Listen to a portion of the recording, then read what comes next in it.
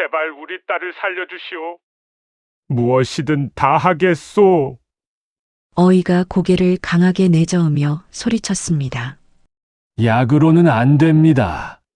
누군가 그동안 가장 순도 높은 백탄의 열기로 아씨의 얼어붙은 몸을 매일 덮여주고 그 맑은 순물로 체내의 독을 빼내어 주지 않았다면 아씨는 진작에 목숨을 잃으셨을 겁니다. 안녕하세요. 편안한 밤입니다. 약으로는 안 됩니다. 숯불로 아씨를 살려낸 그 의원이 대체 누구란 말입니까? 오해 속에 가려졌던 숯구이 총각의 기적 같은 이야기 지금 시작합니다.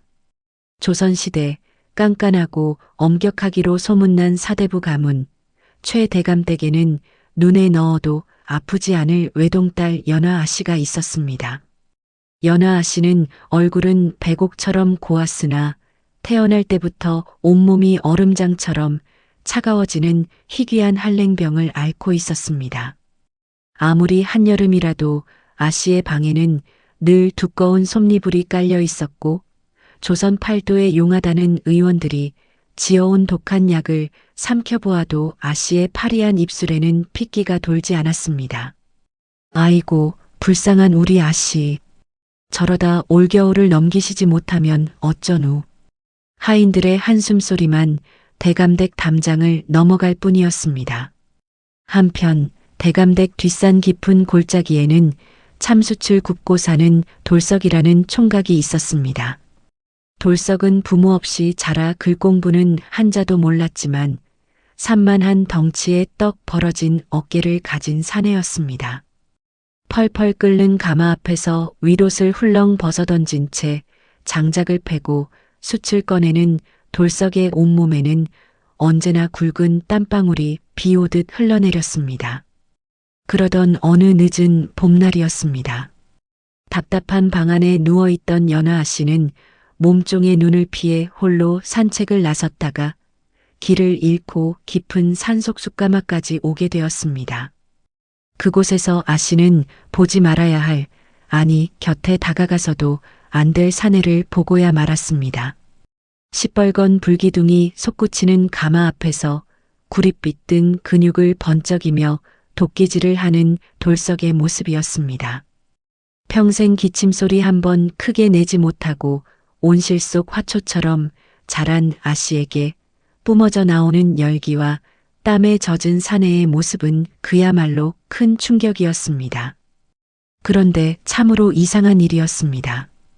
돌석의 숯가마 곁에 서 있자 평생 아씨의 뼛속까지 갉아먹던 그 지독한 냉기가 거짓말처럼 사르르 녹아내리는 것이 아니겠습니까? 참숯이 타들어가며 내뿜는 그 뜨겁고 맑은 양기가 아씨의 얼어붙은 혈관을 따뜻하게 덮여주고 있었던 것입니다.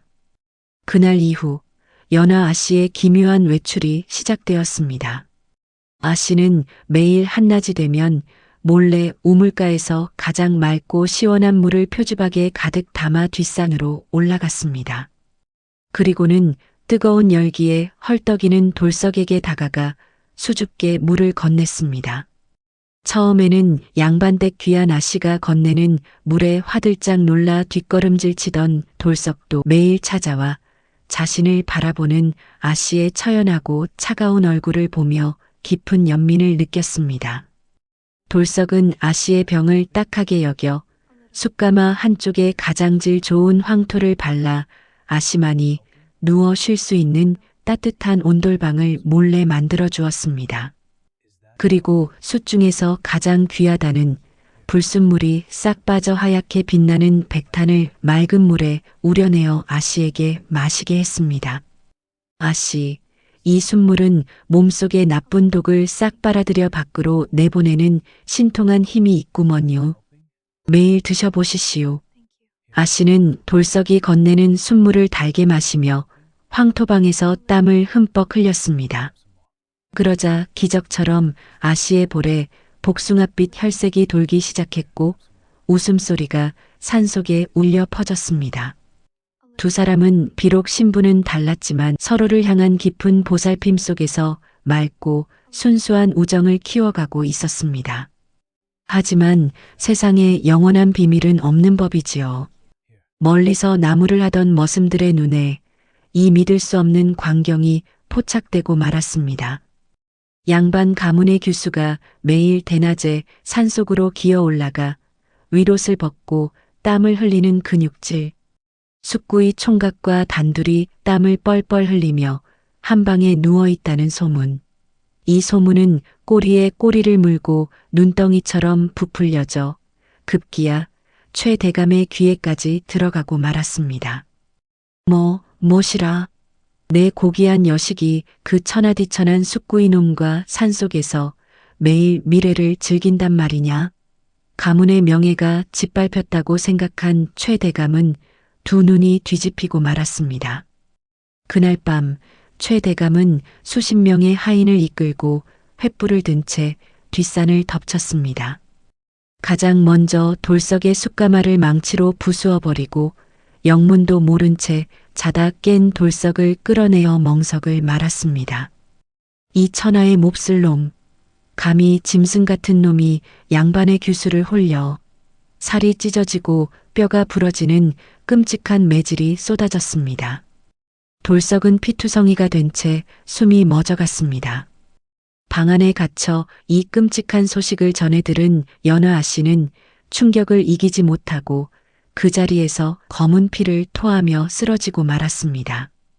생명줄 같던 숯가마의 양기가 끊어지고 돌석이 다려주던 맑은 순물이 사라지자 아씨의 병세는 전보다 훨씬 더 무섭게 악화되었습니다. 아씨의 몸은 다시 얼음덩어리처럼 굳어갔고 맥박은 희미해졌습니다. 숨이 넘어가기 직전에 아씨를 보며 최 대감은 오열했습니다. 그때 한양에서 정가를 받고 급히 달려온 조선 최고의 어이가 아씨를 진맥했습니다. 어이의 얼굴이 하얗게 질렸습니다. 대감마님 이토록 지독한 한랭병과 뼛속 깊은 독을 안고 어찌 지금까지 버티셨단 말입니까? 최 대감이 오열하며 묻습니다. 제발 우리 딸을 살려주시오. 무엇이든 다 하겠소. 어이가 고개를 강하게 내저으며 소리쳤습니다. 약으로는 안 됩니다. 누군가 그동안 가장 순도 높은 백탄의 열기로 아씨의 얼어붙은 몸을 매일 덮여주고 그 맑은 순물로 체내의 독을 빼내어 주지 않았다면 아씨는 진작에 목숨을 잃으셨을 겁니다. 그 비방을 쓰던 의원이 누구입니까? 당장 그를 모셔와야 아씨가 삽니다. 그 순간 최 대감의 머릿속을 스치고 지나가는 한 사람.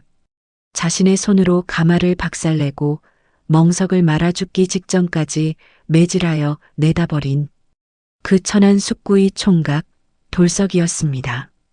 그제야 최 대감은 산속에서 벌어졌던 미래라는 흉흉한 소문의 진짜 실체를 깨달았습니다. 돌석은 아씨를 홀린 몹쓸 놈이 아니라 아무도 고치지 못한 아씨의 불치병을 자신만의 방식으로 묵묵히 치료해주고 있던 세상에서 가장 훌륭하고 따뜻한 의원이자 생명의 은인이었던 것입니다. 최 대감은 맨발로 뛰어나가 피투성이가 되어버려진 돌석을 직접 업고 들어왔습니다.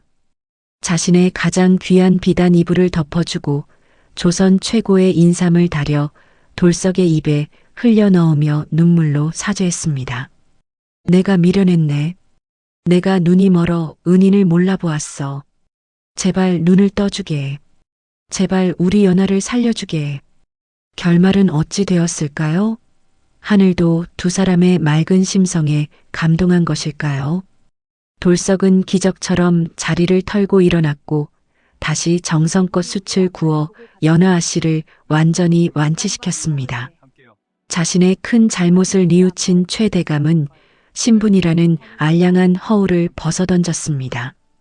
대감은 한양 한복판에 가장 크고 반듯한 기와집을 내어 돌석에게 사람의 몸을 따뜻하게 하고 독을 빼주는 참수상단을 차려주었습니다.